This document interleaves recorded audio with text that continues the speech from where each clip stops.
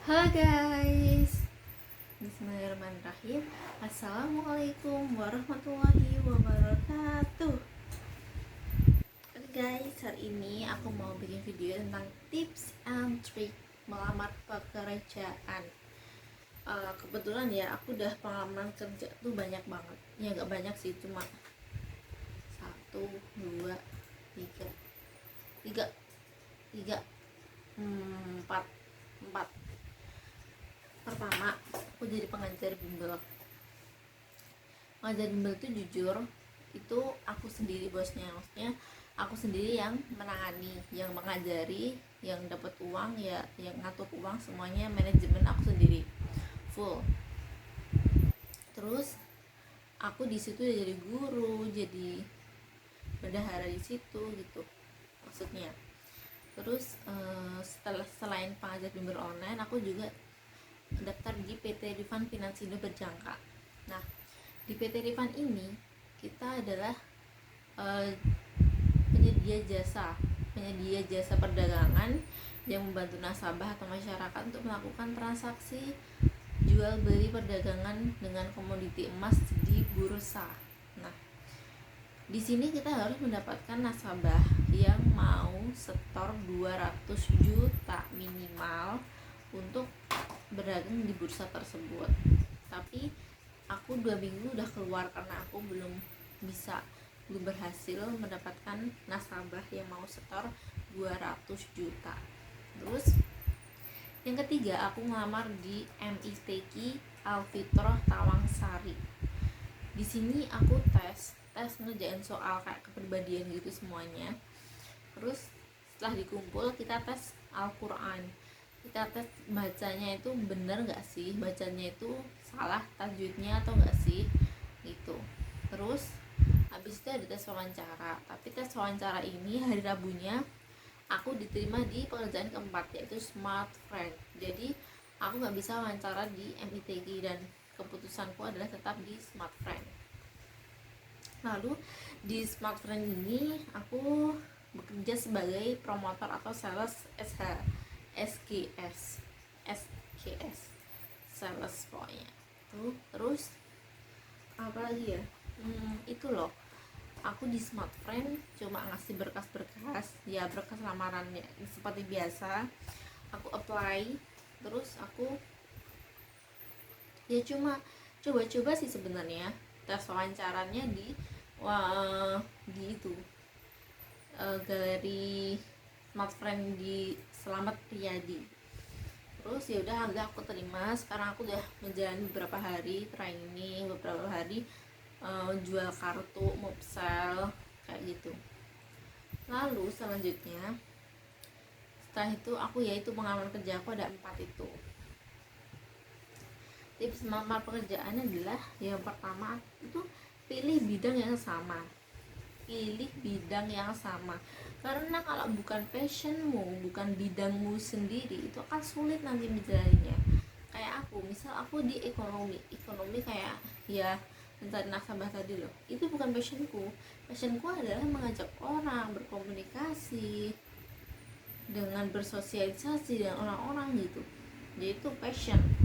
Jika kamu milih melamar pekerjaan pada bidang yang sama dengan posisi kamu saat ini, maka pihak nanti HRD itu akan melihatnya itu sebagai nilai plus gitu loh, misal kalian melamar pekerjaan di bidang yang sama. Terus kamu bisa menggunakan pelamar kerja yang saat ini atau sebelumnya untuk meningkatkan posisi tawarmu. Jadi kamu bisa menyebutkan pengalaman kerja kamu sebelumnya gitu. Terus oleh karena itu, dengan demikian perekrut bisa yakin kamu kandidat yang menekuni bidang yang dilamar dan memiliki kualifikasi pada bidang tersebut. Terus gimana kalau fresh graduation, belum kerja? Jangan khawatir, kamu bisa membuat blog dan tulisan untuk dijadikan sebagai portofolio. Pasalnya ini akan jadi kekuatan sendiri untukmu di mata HRD. Ya kita kayak bisa buat portofolio, buat blog, buat karya ilmiah kayak gitu, bisa jadi nilai plus. Terus Yang kedua adalah gunakan istilah khusus di bidangmu. Pakai istilah-istilah teknis yang biasa digunakan dalam bidangmu. Misalnya kamu melamar untuk posisi product manager, maka kamu bisa sertakan Scrum atau Agile dalam cover letter maupun mendiskusikannya saat wawancara kerja. Terus jika kamu incar posisi pada divisi digital marketing, kamu akan menjabarkan campaign yang pernah kamu implementasikan di pekerjaan terdahulu pada setiap channel media sosial. Yang lain, dengan begitu, perekrut bisa yakin bahwa kamu memang layak mendapatkan posisi di perusahaan yang dilamar. Terus yang ketiga adalah sebut gaji yang jujur. Memang pertanyaan HRD dari kantor yang sebelumnya, ekspektasi gaji yang kamu inginkan biasanya membuat dilema HRD ya. Contohnya, misal kalau gaji kamu di pekerjaan sebelumnya itu besar, lalu di sini malah kecil kan kayak gimana gitu kan. Terus hati-hati karena HRD memiliki jaringan yang luas. Jika perekrut ternyata mengetahui kamu berbohong, maka hal ini dapat beresiko membuat proses rekrutmenmu di kemudian hari akan menghadapi masalah. Jadi kalau sebut aja gaji yang jujur, maksudnya gajiku sebelumnya 400, gajiku sebelumnya 1 juta, sebutin aja nggak apa-apa, tapi jangan bohong gitu. Kalau bohong malah itu merugikan dirimu sendiri gitu, paham? Terus pasang foto profesional. Jika kamu memang menyertakan foto dalam CV, pastikan itu fotomu itu nampak profesional gitu loh, nampak berwibawa. Hindari menggunakan berbagai efek demi membuat wajah cantik atau lebih tampan di foto. Pasalnya, hal ini justru akan membuat fotomu nampak tidak profesional dan akhirnya membuat HRD menggunakan niatnya untuk merekrutmu. Ingatlah untuk mengenakan pakaian formal seperti saat membuat pas foto. Ini akan menjadi nilai plus di mata HRD. Yang kelima adalah perhatikan cover letter dengan baik. Cover letter itu berfungsi untuk mencerminkan dirimu dan bagaimana kemampuanmu. Oleh karena itu, penting bagimu untuk dapat membuat cover letter yang mampu membuat HRD terkesan. Selain perkenalan singkat mengenai dirimu, kamu juga perlu menyertakan pengalaman yang relevan dengan pekerjaan yang ingin kamu lamar. Jadi, kamu juga menyertakan pengalaman yang relevan, maksudnya yang berhubungan dengan pekerjaan yang kamu lamar di perusahaan ini. Jika kamu masih bingung, cobalah untuk melihat contoh cover letter yang tepat agar kamu, usahamu, dan mendapatkan kerja dapat berjalan dengan lancar. Terus nomor 6, hindari terlalu sering berganti-ganti pakaian. Kenapa? Meski saat ini job hopping atau berganti-ganti pekerjaan tanpa umum, HRD ternyata memperhatikan hal ini loh. Begitu juga dengan jangka waktu bekerja di perusahaan sebelumnya. Jika kamu bekerja dalam waktu yang cukup lama di suatu perusahaan, maka HRD bisa melihat loyalitasmu dalam posisi tertentu. Ini pun menjadi pertimbangan tersendiri bagi perusahaan untuk merekrutmu.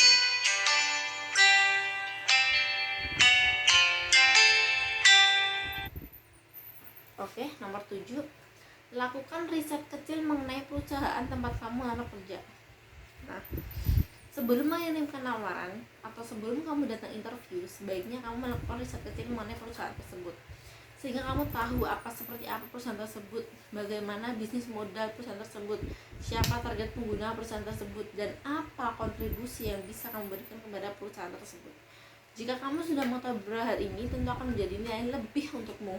Baik HRD atau calon user juga akan terkesan denganmu. 8. Bentar guys. Terus lanjut guys. 8. Poles profil media sosial. Di era digital ini, banyak perekrut yang mencari dan mengintip akun media sosial kan kandidatnya. Pasalnya, media sosial itu juga dipercaya dapat menjadi perwakilan karakter seseorang. Nah, agar dapat membuat HRD terkesan, cobalah untuk mempercantik profil media sosial di milikmu, termasuk LinkedIn. Selain memperhatikan foto, ingatlah juga untuk mencantumkan pencapaian selama ini dan detail job description. Dengan begini, selain dapat mengira karaktermu, mereka juga memiliki gambaran kemampuan yang kamu miliki. Yang ke-9 adalah percantik portofolio. Nah, tidak lengkap rasanya kan saat kamu menyertakan cover letter yang baik namun kamu lupa mencantumkan portofolio hasil pekerjaanmu. Melalui portofolio yang bagus dan menarik, secara tidak langsung kamu memberitahu perusahaan bahwa kamu memiliki pengalaman dan kemampuan yang dibutuhkan oleh perusahaan. Saat ini cara terbaru untuk menunjukkan portofolio yang efektif adalah dengan cara membuat portofolio melalui situs. Cantumkan semua hasil proyek yang telah kamu lakukan dan testimoni dari orang-orang yang telah memakai jasamu tersebut. Dengan begitu HRD akan terkesan padamu. Selain itu, hindari juga beberapa kesalahan membuat portofolio agar usahamu membuat HRD terkesan menjadi lebih lancar. Yang terakhir, nomor 10 adalah buka lebar peluangmu dengan cara ini. Sekarang kamu sudah tahu kan cara melamar kerja agar membuat HRD terkesan, bukan? Nah, selain melakukan beberapa cara di atas, masih ada cara lain yang bisa kamu lakukan untuk mendapatkan kesempatan kerja yang baru. Salah satunya adalah dengan mendaftarkan dirimu di situs talent marketplace. Cukup mendaftarkan dirimu dengan menggunakan akun LinkedIn, kamu akan membuka pintu peluangmu untuk bertemu dengan perusahaan yang cocok. Menariknya, situs seperti ini juga telah bekerja sama dengan perusahaan ternama yang beragam, sehingga tidak menutup kemungkinan kamu akan bertemu dengan perusahaan impianmu. Yeay, selesai.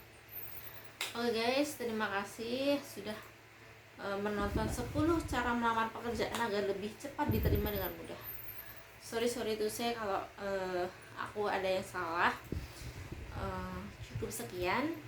Don't forget to like, comment, share, and subscribe on my YouTube channel Riaryanti_23 and click turn on notification biar kamu selalu bisa melihat updateanku, aku upload video apa aja.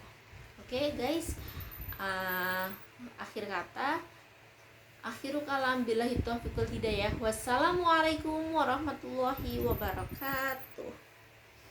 Bye bye. Selamat menonton, happy watching guys. Love you all.